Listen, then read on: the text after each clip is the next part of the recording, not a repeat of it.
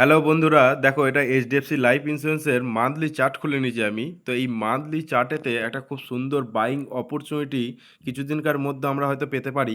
তো এইখান থেকে একটা শর্ট টার্ম ইনভেস্টমেন্টে একটা ভালো অপরচুনিটি আছে। তো দেখো যে মান্থলি চার্টেতে স্টকের প্রাইস খুব সুন্দরভাবে আপ ট্রেন্ডে উঠে উঠে যাচ্ছে, এটা আমরা দেখতে পাচ্ছি।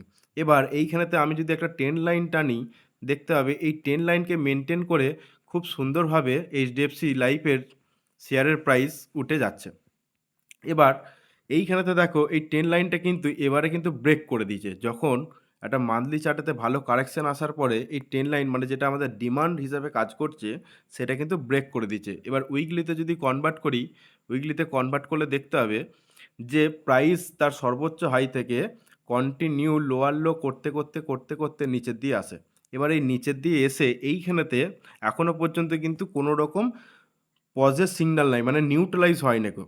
প্রাইস কিন্তু কন্টিনিউ নিচের দিয়ে নেমে নেমে প্রতিটি লো তার নিচের লো করতে করতে আসছে, মানে লোয়ার লো করতে করতে আসছে।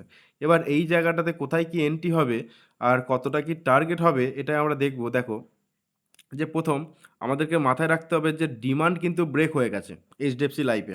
তাহলে এই ডিমান্ড ব্রেক হয়ে গেছে, এই ডিমান্ডের ওপরকে প্রাইসকে আসতে হবে।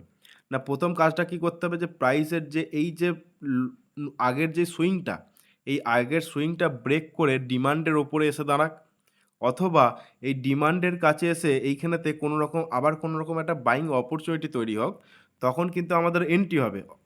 তারপরে আমাদের টার্গেট কতটা হবে? আমাদের টার্গেট থাকবে এই জায়গাটা, যেটা হচ্ছে ৭৫৪ লেভেল।